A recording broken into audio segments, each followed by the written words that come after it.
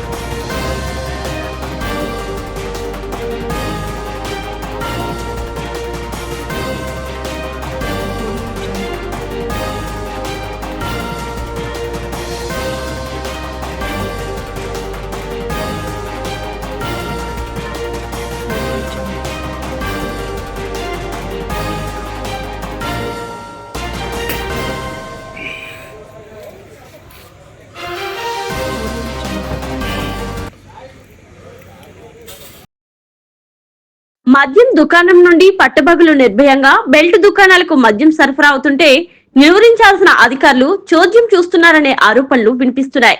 అధికారుల ఉదాసీనతతో హుకుంపేట మండలంలో గ్రామాన పుట్టుకొడుగులా మద్యం ఏరులై పారుతోంది. హుకుంపేట మండల కేంద్రంలో ఉన్న మోదమాంబ వైన్స్ నుండి పలువురు ఆటోల ద్వారా మద్యం కేసులు పట్టుకుని వెళ్తుండగా, అదే సమయంలో మద్యం దుకాణం నిర్వాహకుల బొలెరో వాహనం ద్వారా మారుమూల గ్రామాలకు మద్యం కేసులు సరఫరా చేయడం గమనార్హం.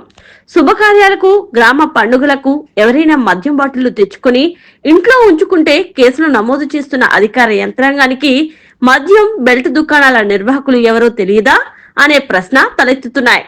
అదే సమయంలో ప్లాస్టిక్ గ్లాస్, వాటర్ ప్యాకెట్ పేరుతో మోదమాంబ వైన్స్ నిర్వాహకులు అడ్డంగా దోచుకుంటున్నారని, డిస్పోజబుల్ గ్లాస్ నిషేధిత ప్లాస్టిక్ కు ₹5 తీసుకోవడం అధికారులకు తెలిసే జరుగుతుందా అనే అనుమానాలు ఉన్నాయి. ఇప్పటికైనా బొలెరో ద్వారా గ్రామాల్లో బెల్ట్ దుకాణాలకు సరఫరా అవుతున్న మద్యం కట్టడికి అధికారులు చర్యలు చేపడతారో లేదో వేచి చూడాలి మరి.